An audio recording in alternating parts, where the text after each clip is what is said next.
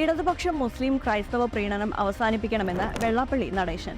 SNDP യോഗം general secretary Vellappally Natesan തന്റെ Facebook പോസ്റ്റിൽ കുറിച്ചത് ഇങ്ങനെ: രാജ്യസഭാ സ്ഥാനാർത്ഥിത്വം ന്യൂനപക്ഷങ്ങൾക്ക് സംവരണം ചെയ്തതുപോലുള്ള നയങ്ങളുമായി CPM-ഉം ഇടതുമുന്നണിയും മുന്നോട്ടു പോകുകയാണെങ്കിൽ കാര്യങ്ങൾ കൈവിട്ടു പോകും.